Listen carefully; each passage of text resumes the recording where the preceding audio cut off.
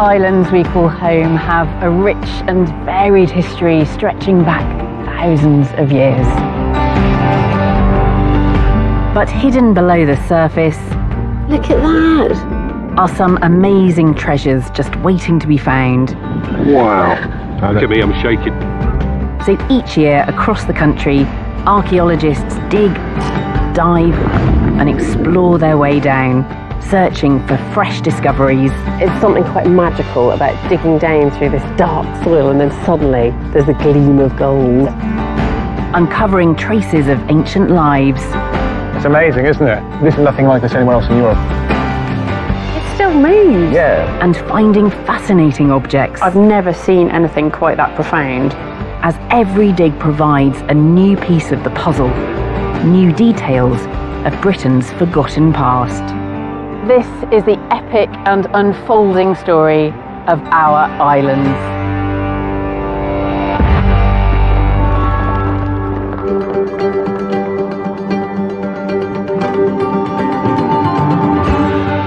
This time I'm travelling around the central region of Britain to dig out the most intriguing archaeological finds.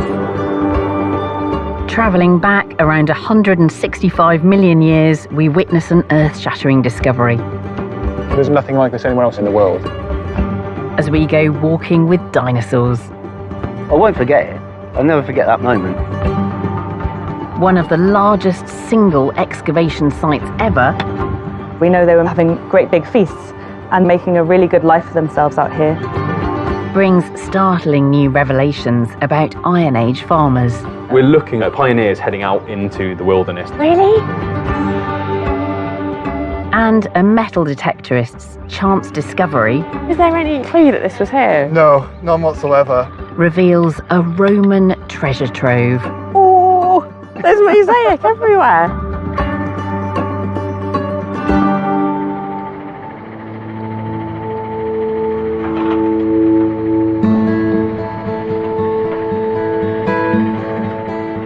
Digging for Britain is an archaeology series, you know that. This means it's about humans, it's about the things that humans made, the places they lived in. But every now and then something comes along which is much older, in this case more ancient than humanity itself. And when my friend Richard Butler told me that he was looking at the most extensive dinosaur trackways that have ever been found in Europe, I wanted to take a look, and I thought you might like to see them as well. Our first discovery comes from a quarry near the town of Bicester in Oxfordshire. When Gary Johnson started just another ordinary day's work at this limestone quarry, he had no idea that he was about to make a groundbreaking discovery. Dating back around 165 million years ago to the Jurassic period. Gary, you were the person that first realised what was here. Yeah. What happened? Well, I was scrape off down to the hard grain. There's got a layer of clay, about 2 foot, something like that. And I was dragging it off, scraping it off, and then you get a bump. And then another bump. Okay. So I come the other side and did it, and you could see it. It looked like footprints.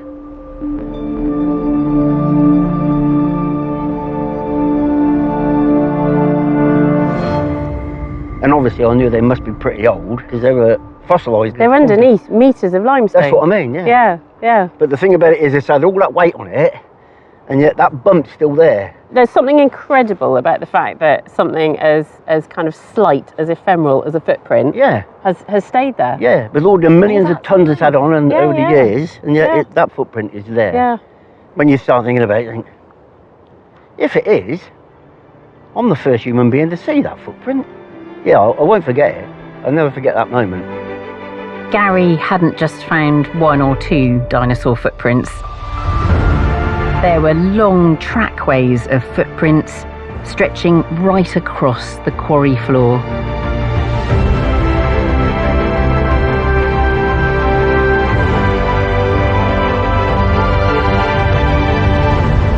So the quarry foreman called my old friend, paleontologist Richard Butler. Richard. Hi, Alice. Hello. Great to see you. who assembled a joint team from the universities of Birmingham and Oxford to investigate the footprints. What an incredible sight. It's amazing, isn't it? So if we have a look over here, what we've got here is we've got this incredibly long trackway. So it's going probably for about 150 metres in total length. It goes all the way back to there. Yeah, it's incredible, isn't it? As far as we can see, and then you're back into the There's nothing like this again. anywhere else in the UK, probably nothing like this anywhere else in Europe. It's one of the longest trackways anywhere in the world. Really? Yes. There are some very long trackways in North and South America, but this is one of the most significant dinosaur track sites anywhere in the world. And Richard, can you tell what species this was, or at least what group of dinosaurs it could have been? These are enormous tracks. This is probably about a metre in length. There's only one group of dinosaurs that are big enough to produce tracks like this, which are the sauropod dinosaurs. There's a sauropod called Cetiosaurus, which is known from Oxfordshire, one of the earliest dinosaurs ever to be discovered. So it's possible that these could be Cetiosaurus tracks. Sauropods were large, herbivorous dinosaurs with long tails, long necks, and tiny heads. Cetiosaurus is considered to be on the small side for a sauropod, but it could still grow up to 18 metres in length and weighed around 11 tonnes when fully grown.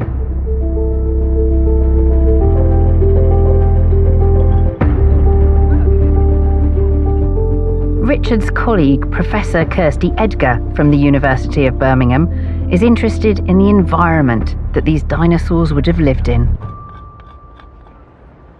I've come to help, Kirsty. Thank you very much.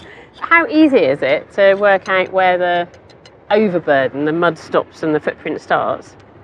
Today it's actually quite difficult, I have to say. So as soon as you hit the white rock underneath, you can stop scratching. So it is hard, actually, isn't it? It's really hard. You're not going to damage it too much if you use the scraper on it. What's important about having such long trackways? How does that help you as a paleontologist? Yeah, so we can get lots of information from dinosaur tracks. We can find out how big the organism was, how fast they were moving. If we have lots of tracks, we can start to understand behaviour. Yeah. We can also figure out potentially the environments in which they lived, so other aspects of their ecology. Paint me a picture here then. What's the landscape like? So around 165 million years ago, the UK was much further south on the globe. So we would have been in subtropical climate conditions. And actually at this time, we would have been on sort of the edge of a series of lagoons, possibly a little bit of water the dinosaur would have been walking through, or just the edge of the lagoon. I find it really quite weirdly unbelievable. You know, that's a moment in a dinosaur's life. It is actually mind-blowing. Yeah. As the excavation continues, the full extent of the trackway is slowly revealed, and the team realise that they have more than one set of tracks crossing this landscape. One of the things we want to try and work out this week is how many sauropod trackways we have here. Yeah. And is there evidence that this is a group moving in one direction? Yeah. So we have two teams here at the moment uncovering different trackways, and there is another possible sauropod trackway just to the left of where we're standing now. Okay. And so if that is a sauropod trackway, it's also moving in the same direction. So it could have been a be herd that there was a coming group moving through. Yeah. And that one seems to be a bit smaller and it's less deeply impressed, so maybe that's a younger individual. Yeah. Do we know that about sauropods? Do we know that they were gregarious? Pretty confident, and trackways actually are one of the main lines of evidence that they did live in groups, they did live in herds. Yeah. With age structures. I mean, so I think you have to imagine them a bit like elephants today. Yeah. Incredibly, the plant-eating Cetiosaurus is not the only dinosaur that has left tracks in this quarry. Hello, Emma. Hey, Hi. how's it going? Very good. Richard sent me over to talk to you because I've had a look at the sauropod trackway with him, but he said you're digging a very different trackway. I can immediately see it's different actually. Yeah, these are very, very clearly tridactyl. They've got three toes. This is a megalosaur trackway. So what kind of dinosaur was a megalosaur? So Megalosaurus is a mid-Jurassic bipedal carnivore. So walked on two legs, bipedal. Yeah. And as far as we know, It was the apex predator of the Middle Jurassic of Britain, certainly of Oxfordshire, yeah. So this is our T-Rex of the time, basically. It is, absolutely, yeah. Megalosaurus was the first dinosaur to be named in 1824, based on fossils found in Oxfordshire. Originally thought to be a quadruped or four-footed creature, paleontologists now know that Megalosaurus walked on two legs.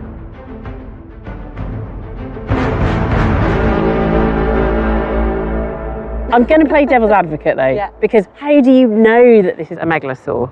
So Oxfordshire does have other carnivorous bipedal dinosaurs, but the Megalosaurus is the only animal that we have fossils from, that we know about, that could possibly be the animal that made these. But as you say, you can't be 100% sure. Sadly, we've never found a skeleton, a fossilized skeleton at the end of a trackway. So it's running around in this landscape, which is a lagoon landscape, quite coastal. What's it eating? Whatever it liked. Yeah, that is the answer, isn't it? It's a top predator. Whatever it fancied. A complete skeleton of Megalosaurus has never been found, so we're left with lots of questions. This discovery will help to fill crucial gaps in our knowledge of these awesome apex predators. What I find utterly incredible about this is that no human ever saw these animals alive, and everything we know about them, we know from science. We know from finding the evidence and then reconstructing their lives. The area where we are, there were other tracks that have been found that the megalosaur starts by walking, and the footprints are sort of side by side like this, but then it actually breaks into a run, and it changes the way that it's placing its feet on the ground, so then it becomes like this, where it's one in front of the other. Whereas now we know that they're agile bipedal predators. And the footprints continue up there. You're excavating them all by hand. It seems quite a laborious process. Well, so when there's a lot of mud in the footprint, you can get rid of a lot of it quite quickly using a pressure washer. Would you like to give it a go? Yes, please. One of those things you never even knew was on your bucket list.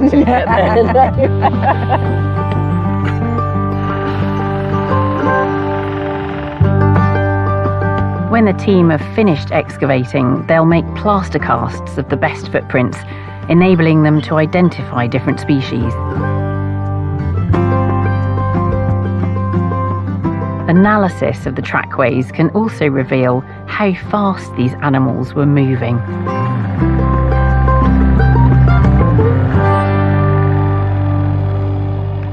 How many footprints do you think we've got in just this area? Hundreds, I'd say. Hundreds, yeah.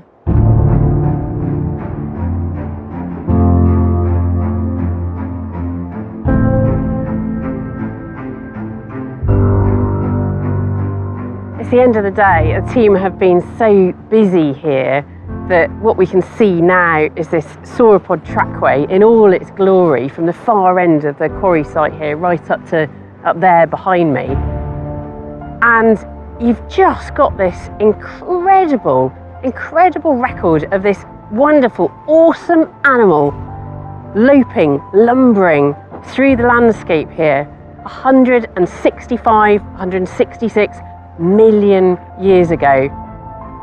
It feels like vertigo. It feels like you're standing on the edge of something, looking back through that incredible depth of history, of prehistory, to the moment that these dinosaurs ruled the earth.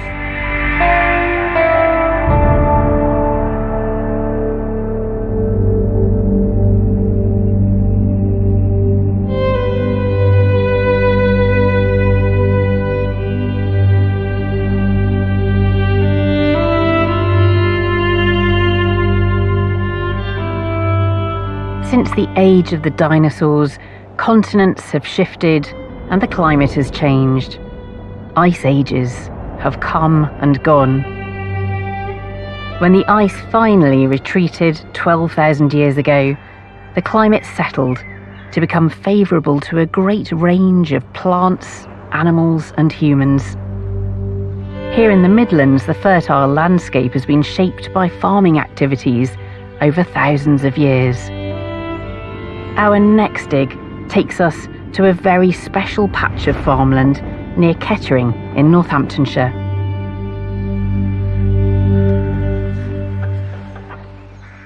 I'm at this fairly secret location in Northamptonshire, which, as far as most people knew, was just a field.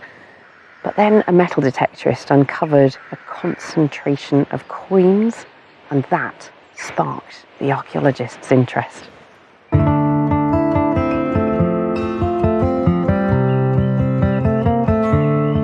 This very ordinary looking field is where the coins were found, hinting that there could be more here to discover. From the Roman period.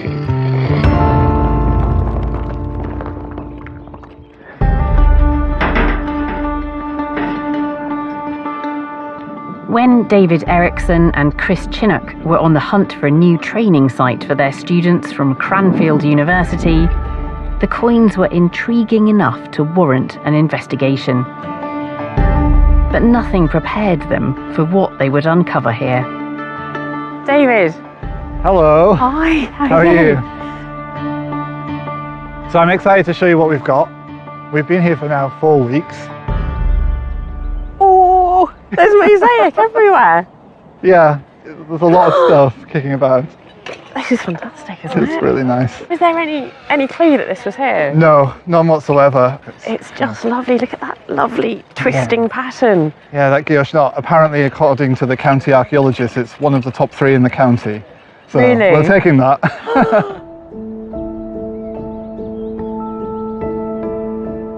This incredible mosaic has collapsed down into a void.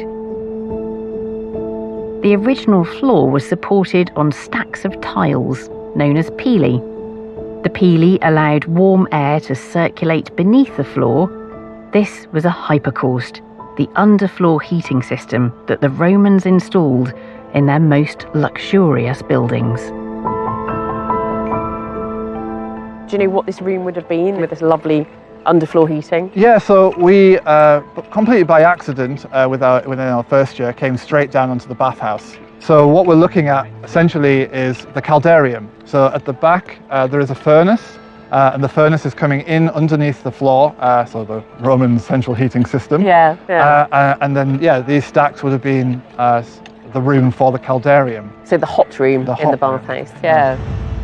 On the other side of the metre-thick wall of this once beautiful caldarium, the team have uncovered the large furnace that kept this part of the bathhouse heated.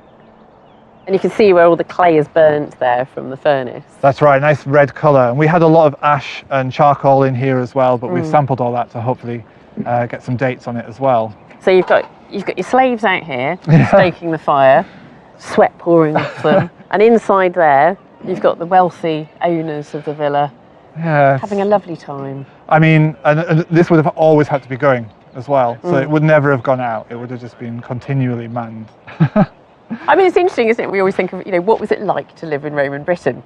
And you always think of the people in the villa. Yeah. But that's such a tiny proportion of the population. Yeah. It's the people here who are the vast majority of people would have been slaves or very, very poor people. Yeah. No expense has been spared in this luxury bathhouse. The wealthy owners followed a trip to the caldarium by a dip in yet another custom-made room. We just head round to this side and we can have a look. This is lovely. A nice tiled surface. I mean, it looks like it's waterproof. It is. It's got this opus signinum running through around the edges of the tile, so we know that it was something to do with water. Yeah. It's, so opus signinum is this type of, what is it, mortar or plaster? Yeah, it's like Roman cement. They had everything, the Romans, it seems. So this is completely tanked. Yeah, completely sealed. How far up would it have gone? It would have kind of come up at significant height. Yeah. And it would have been a plunge pool, or the base of a Roman plunge pool. Yeah. Probably cold water, but we're not entirely sure yet. And then if you imagine some steps going up to the top and then somebody jumping into it, it'd be quite nice on after being in the caldarium. Yeah. It's unusual to find a bathhouse on its own.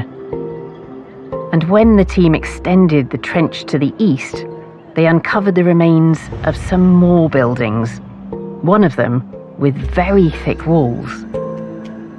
The bathhouse began to look like just a small part of a much larger estate. Is it a villa? I mean, we're looking at a bathhouse here. Yeah, so we're fairly comfortable with it being a villa of sorts. We're not sure on the type of villa quite yet. The geophysics shows that the main front of the villa sat north-south across this kind of field plateau here. The geophysics also shows we've got a corridor running off on the south side and a corridor running off on the north side, all the way to the hedgerow. So it's big, Right. very big. That hedgerow there? Yeah.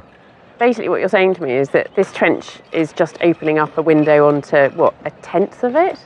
Yes, very, very small slice. Yeah. We haven't even got into the reception, the domestic quarters, the kitchens. Yeah. There's so much more to go. It's not the only villa around here.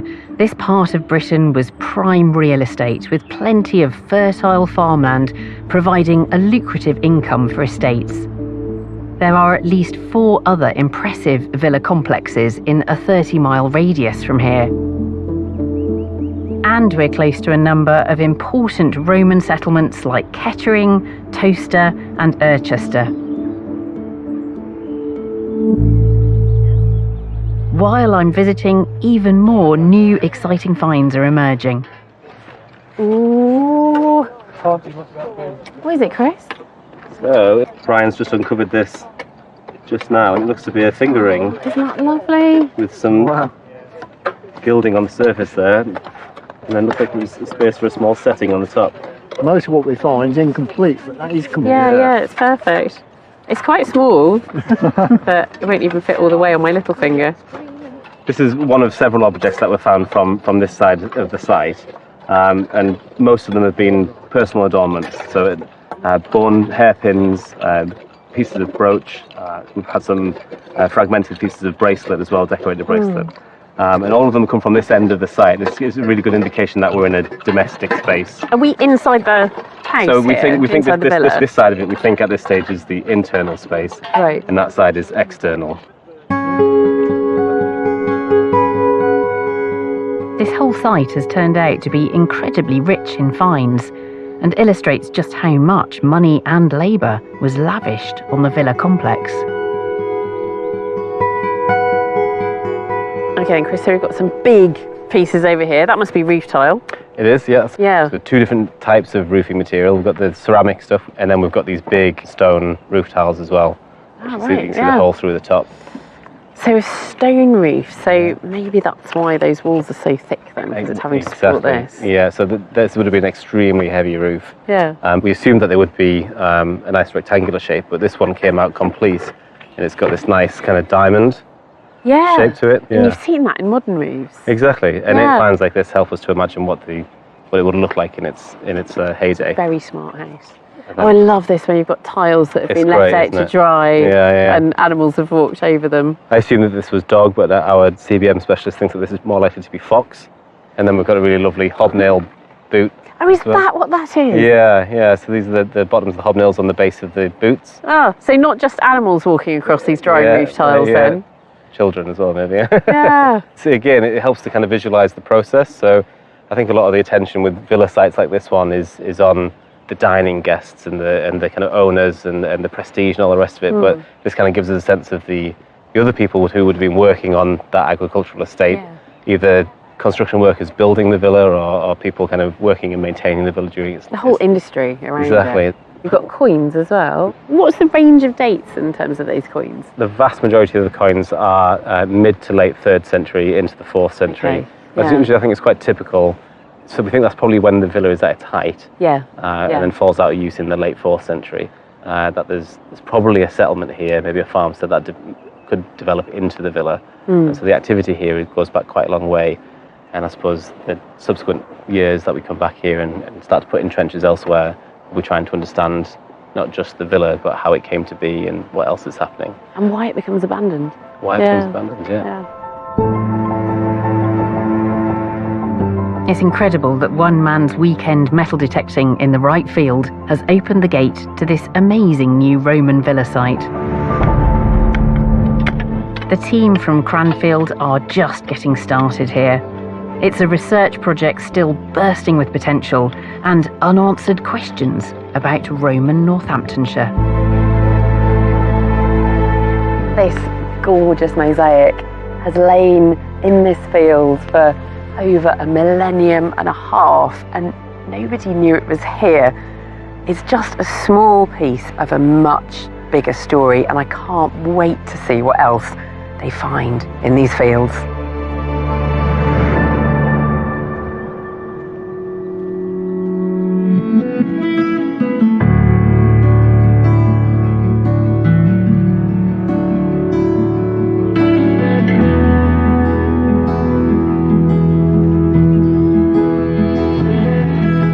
Farming made many a rich Roman even richer, and their spectacular country villas litter the counties of central England.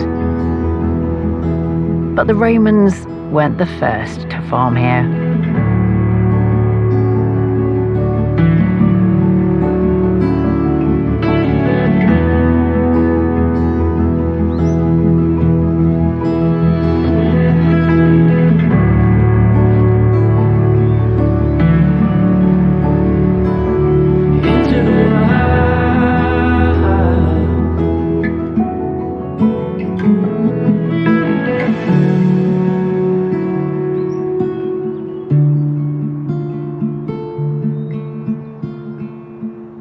Hill forts like this are the most obvious feature from the Iron Age in our landscapes. They're very eye-catching.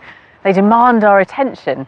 And yet I'd argue that if we really want to understand Iron Age society, we should turn our backs on that and look down there.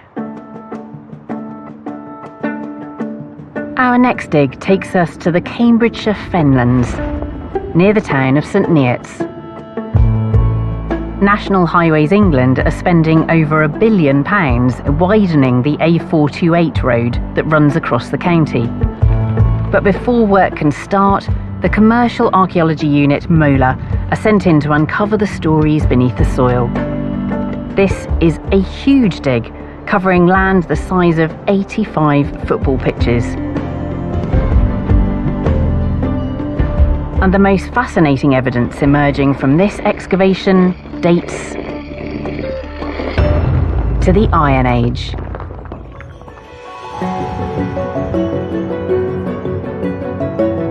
On the flat, exposed Cambridgeshire claylands, the MOLA team are battling gusting winds, rain, and even the odd hailstorm. Despite the weather conditions, they're finding traces of the farming community that lived here 2,000 years ago. This site is a really good representation of an Iron Age settlement. The circular enclosure is the main centre of this settlement. You can see the circular shape and end of that ditch. To my left is the other one, and right in between this pathway would have been how people came in to do the activities inside the enclosure. The large Iron Age enclosure is marked by a 3-metre wide ditch. And ditches like this often contain interesting archaeological finds.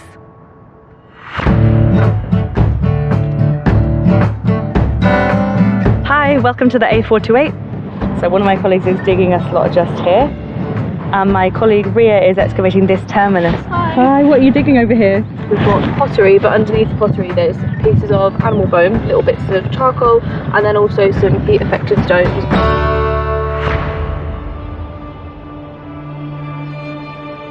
Inside the circular ditch they find traces of a roundhouse, a traditional Iron Age dwelling.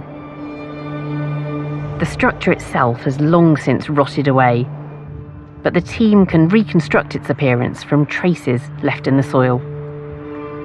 A roundhouse is the shape and type that the Iron Age people used to build.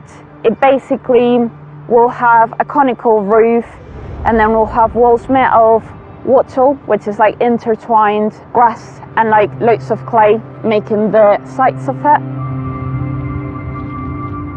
The finds from this site are starting to provide insights into the way of life here.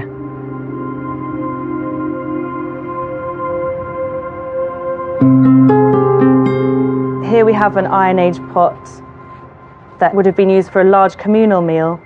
So here it's a beautiful example, incredible to get one with this much intact. So we know they were having, great big feasts and making a really good life for themselves out here. This isn't the only Iron Age settlement the team uncover over the course of their huge excavation along the A428. We've actually been able to find a lot of similar Iron Age sites like this one, dotted all across the landscape, which allows us to see how they related to each other, how the community worked across the Iron Age.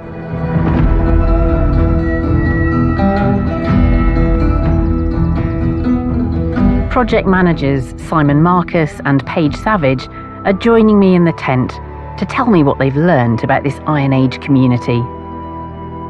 So it looked like that dig was happening in quite challenging circumstances. You had some really wet weather. Yeah, it's possibly one of the wettest sites I've ever worked on. And it went on a long time. Yeah, the entire project was about 23 months or so. Yeah, and you brought some of the finds in here. So take me through these then. What do they tell us about this evolving Iron Age landscape? So we've got things like this, which is a antler pick. So it'd have been what they used to dig the ditches. That's a huge antler. It's massive. So this would have come from a royal stag, and it is quite large. So then that would have been a beast of an animal, wouldn't it? Yeah. Yeah. And that polish at the end, that's from digging, is it? Yeah, so that would have been from over time where they've used it. It'd have stripped away the rough surface and left a nice smooth one. That's a hefty tool. I think it's useful, isn't it? Yep. So what else have we got here? We've got a lovely tiny little thumb pot. Tiny pot. It's probably made from a very, very small ball of clay that someone's punched their thumb into. It's lovely. We can't think of any real function for it because it is so small. Holding something tiny. Or like a child's play set. Yeah, it's nice to think of that being a child's plaything, isn't it? We often overlook children, I think. And of course there are loads of children in these settlements. Yeah. What about these other objects then? What's that? Is that clay as well? It is, yeah. So this is a loom weight. Oh, is it? Yeah. So a hefty loom weight. It is massive. Oh my goodness. Quite large. Obviously we've lost the bottom. It'd have been triangular in shape. Weights like this would have hung from the bottom of warp threads to keep them taut on a loom. And there's evidence of other types of textile production here too. This would have been what we think it is like a base for practicing drilling techniques through leather. Right. So they'd have put the leather on and pushed an awl through it, something kind of like this. Yeah. So those holes at the end are original holes, are they? Yep. Oh, do you know, I spotted those and I thought that was probably, sampling or something. But this is original Iron Age holes. That's just lovely. So overall, what are these finds and all the features across that excavation telling you? So essentially what we're seeing is how communities are starting to establish themselves in the claylands of Bedfordshire and Cambridgeshire that were not heavily occupied in the Bronze Age at all. So it's wilderness, effectively. Essentially, yeah. We're looking at sort of almost pioneers heading out into the wilderness to establish themselves and eventually how it succeeds and then expands to quite an astronomical level, to the point where we get fairly well-established settlements about 500 metres apart in certain areas. But what's interesting is, considering how many settlements we don't have huge amounts of finds from those locations. Why do you think there's that discrepancy? It might just be the types of material they're using. The other possibility is that because the settlements are so close together, they're actually not permanently occupied. So you might have a kind of seasonal pattern where you're moving herds up onto the highland in the winter and then maybe herding them back down into the marshes in the summertime? Potentially, yeah. So here's a sort of slightly closer up view of a number of the sites we had. And we start off with this sort of unenclosed area of roundhouses, just sort of 2 or 3 at a time, no ditches surrounding them or anything. And then they sort of plan out almost these linear systems with small enclosures with them. So that line running through the middle, that's a ditch, is it? Yes. We have another set of enclosures of the same type with another long ditch between them, and then again continuing down into this one here and then cornering and heading to the north. So what are these ditches for? Well, essentially what we think is they're marking out land boundaries. This is where we're farming, this is where we're managing type thing. And this landscape is so wet, they're going to need pretty substantial ditches to keep that water away from where they're corralling animals. And what animals are they corralling? Have we got evidence of what they were farming? Yeah, so I mean, a lot of what we're finding is what we'd expect, so things like cattle and sheep and things like that. But we also have a reasonable amount of horse. That makes sense given the landscape we're looking at. We don't have any streams or rivers or anything to transport things down, so everything's by track or road. And some of the horses that we found were quite elderly. They were clearly sort of worked and used in this landscape for a fairly decent amount of time. It almost feels like they've gone out and surveyed this landscape before they've established their settlements to choose where to be, to pick those best locations. They're good at farming, they understand farming, they understand a landscape which is amenable for farming. So they know what they're doing. Yeah, absolutely. Big construction projects give archaeologists the chance to look at how people were using the landscape on a grand scale. Here we can see just how resourceful and organised Iron Age farming was, and these farmers also seem to have been partly nomadic.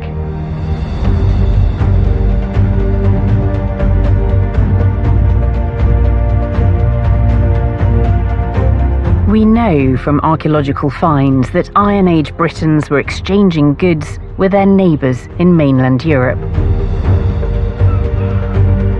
And over the centuries that followed, trading networks would develop into a massive maritime enterprise in the time of empire.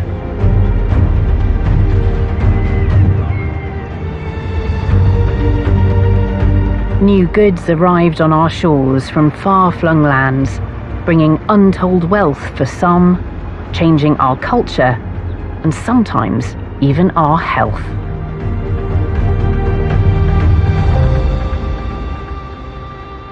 In any archaeological investigation, the dig is just the start, and then there's a huge amount of hard work interrogating and interpreting the evidence. And I get really excited when I hear about the development of a new scientific technique allowing us to unlock even more secrets from ancient remains. This technique is being used to investigate a unique set of skeletons from a site in Leicester. Back in 2023, I joined archaeologists excavating ahead of a new development right next to Leicester Cathedral. Hi Alice, welcome to Leicester Cathedral. Beneath later burials, the archaeologists got down to Roman archaeology, including evidence of an ancient shrine. How fantastic to have found this sacred object in this sacred place. It's an incredible find. It was an unexpected discovery underneath a medieval cemetery. In earlier phases of the dig, the team recorded their discoveries from this extensive burial ground.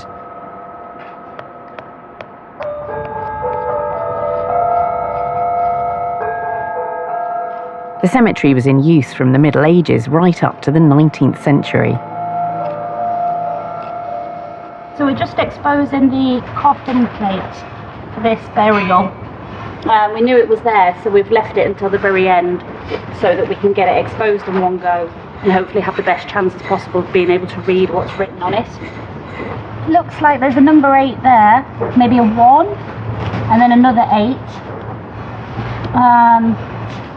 And then it looks like maybe some letters down the bottom there. Many of the burials were in a good state of preservation, and thanks to the survival of coffin plates, can be precisely dated.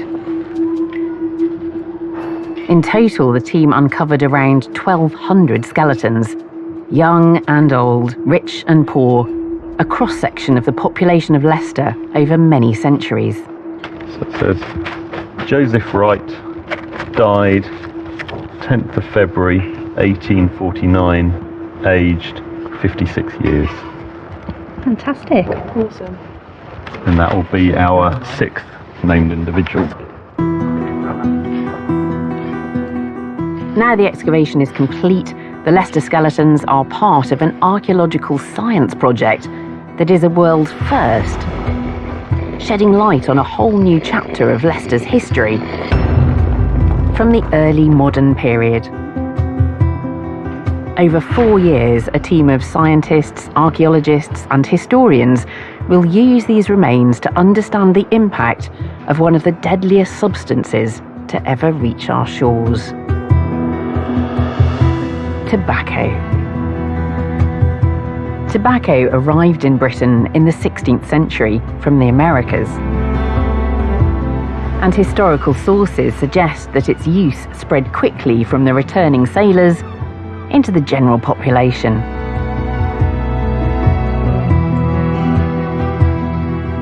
Dr. Sarah Inskip is the project lead, and she's joining me in the tent to reveal what they've discovered so far.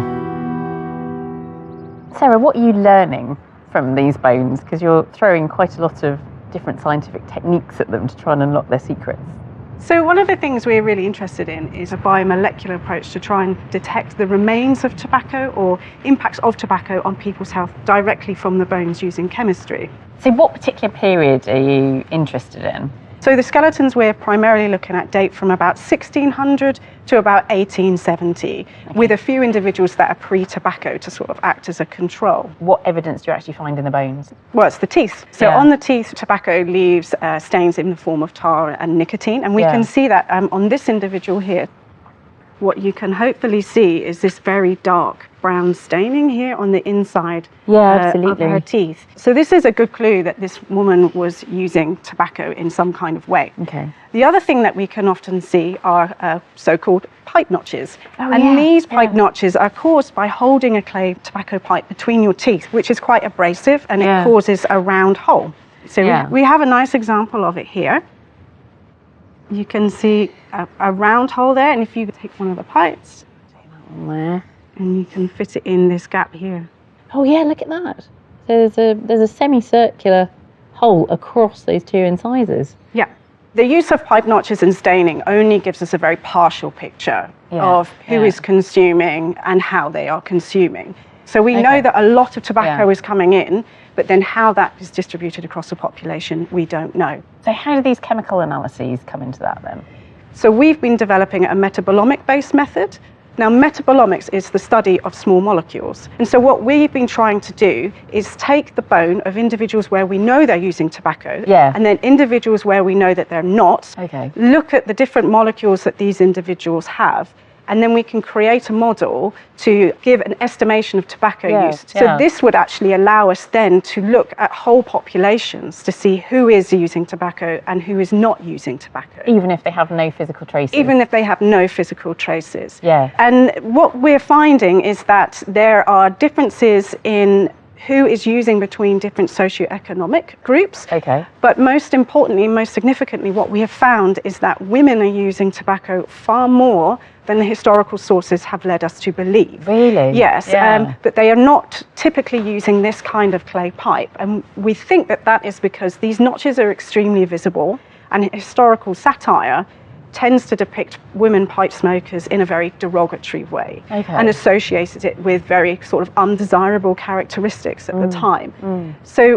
what that leads us to think is that women are using it, and they're using it a lot, but they're using it in private and in a very different way to the way that men are using it, which is a very public and social activity. And anything else which has surprised you? I mean, what about the age profile? Yeah, knowing that pipe notches take quite a long time to form, we find teenagers that have multiple notches.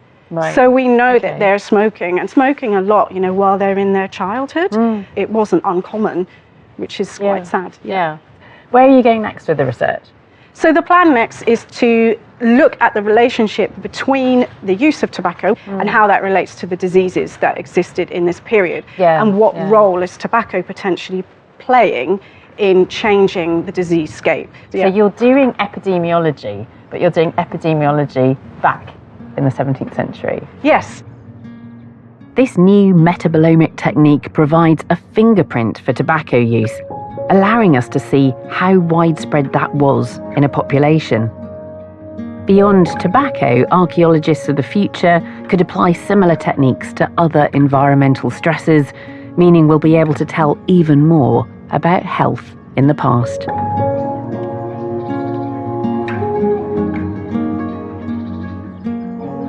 Many great rivers flow through central Britain. For centuries, they've been the arteries bringing food, fuel, and prosperity to the heart of the country.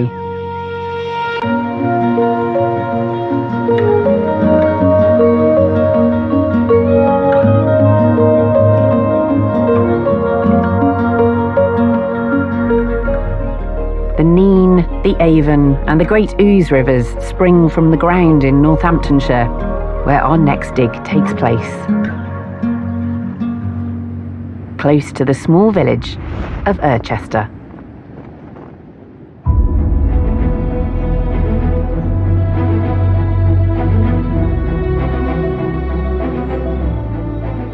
This is Chester House, and it's home to some fairly exciting archaeology, with evidence recovered from its grounds spanning 10,000 years of human history.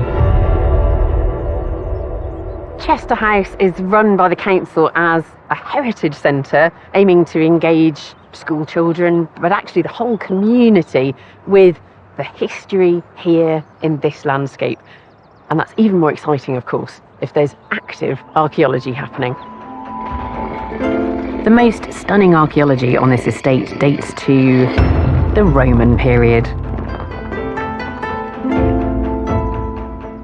Roman objects have long been discovered in the fields surrounding Chester House, and for many years locals believed that there was a military fort lying somewhere near the river. In the 19th century, an amateur archaeologist investigated the estate and discovered an entire lost town.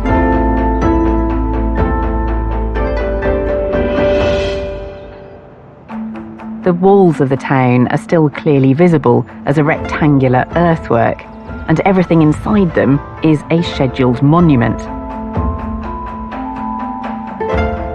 But just outside this protected area, a team from the University of Leicester are trying to discover more about the Romans that lived here.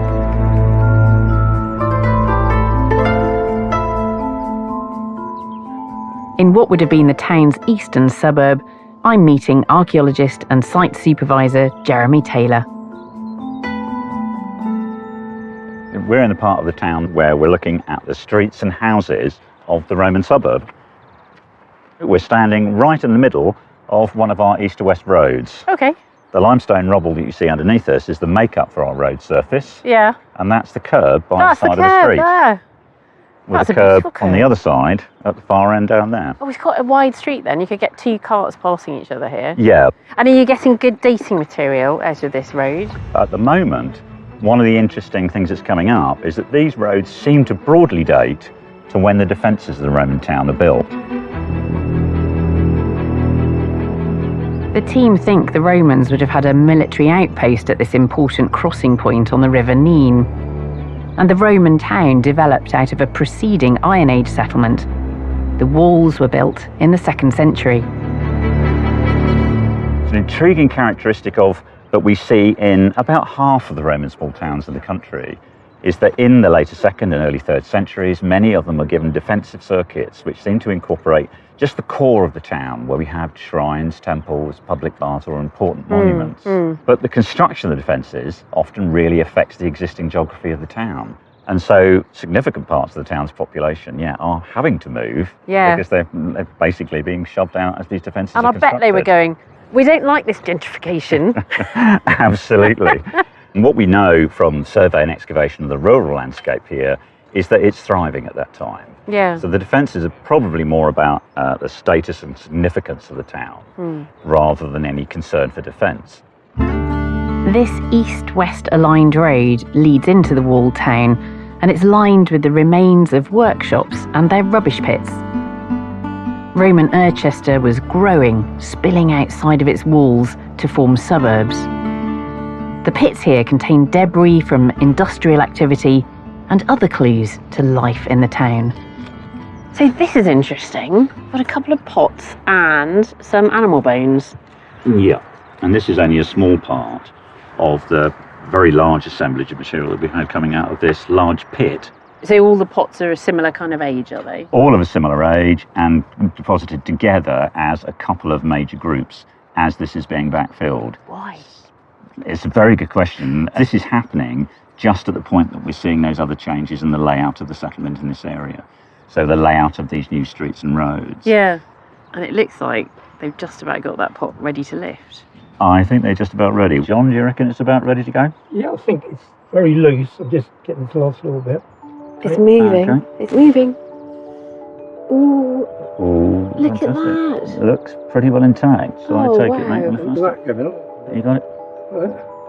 It's completely intact, isn't it? It's a little sort of channel rimmed jar. Beautiful, completely intact. Absolutely with a sample beautiful. inside. That's great. Lovely. This pot will join other finds recovered from the site in the purpose-built store right beside the dig. Archaeological curator Ben Donnelly-Symes thinks some of these pots may be more than just rubbish. So these are a group of 6 pots that were found in the pit on site, but they're unusual because they're complete. It's quite unusual for us to get any complete pots from any excavations, but it seems that they were deposited into the pit deliberately by someone or a group of people. So it's the fact that they're intact that makes them special compared with the other pottery that you're getting on the site. Yeah, and what's also unusual is these pots, they've got holes on them that have been deliberately placed in. Have they all got something like that? Just this one and the flagon. So just those two have it. On the side there? Yeah, and it's not clear why they've done this, but it's likely it may be something to do with killing the object. So making sure that the object is unusable. Yeah. It's interesting, isn't it? You see ideas like that going right back into the Iron Age, where people are doing things like bending brooches so they can't be used, that kind of thing. So you're getting a hint at some kind of ritual practice, even if we can't get at exactly what it was.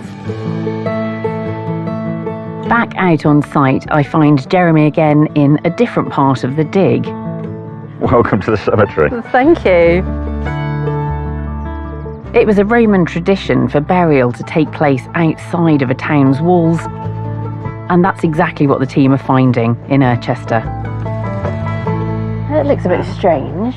Yeah, it's one of the more confusing ones. To think what you make of it. This one appears to be in a coffin because we've got a whole series of iron nails. Oh, right.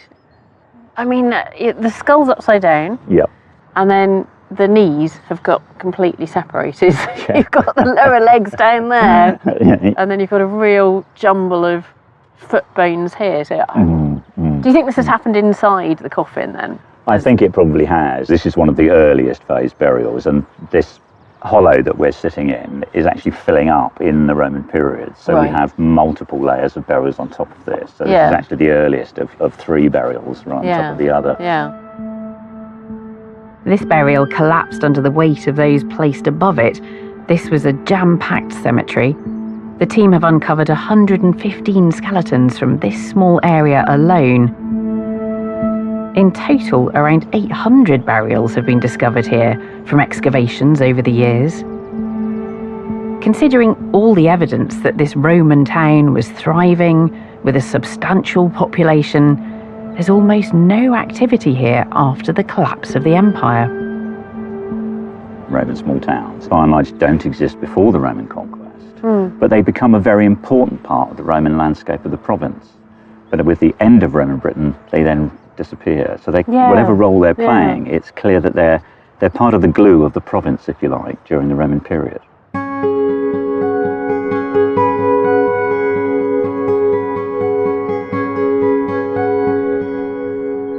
The skeletons from Roman Irchester will give the team a unique opportunity to study the health of the population here through time.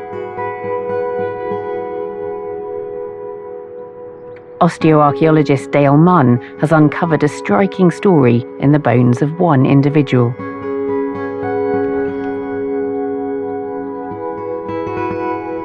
Dale, tell me about this skeleton then. Really interesting skeleton, and you can see immediately from the neck down to middle back, it's collapsed on itself. Yeah, so we've got relatively normal upper neck vertebrae, cervical vertebrae, C1, C2, and then that is just extraordinary. I've never seen anything quite that profound.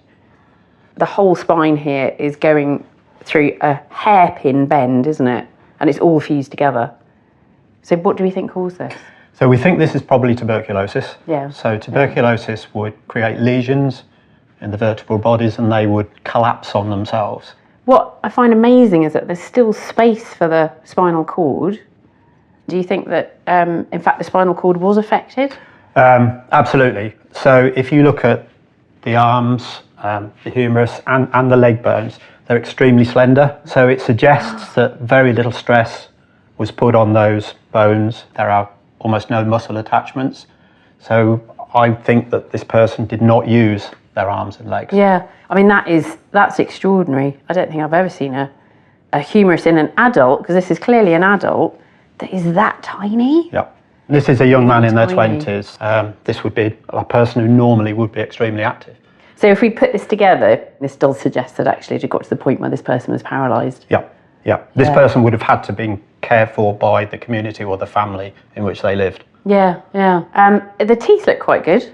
Teeth are in really nice condition. So this person wouldn't have been able to care for their teeth themselves. No. So it looks as though somebody was helping them.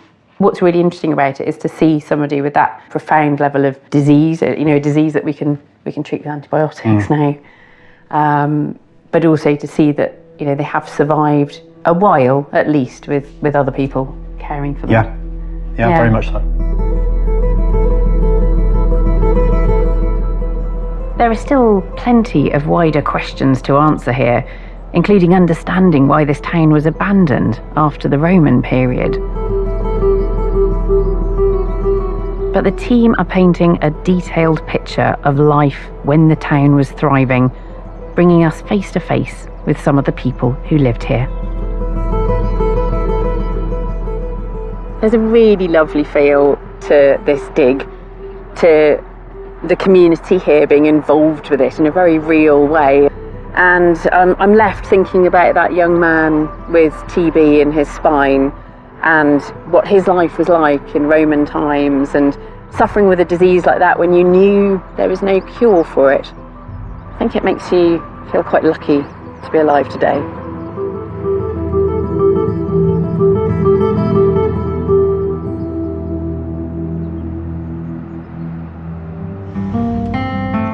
Next time on Digging for Britain.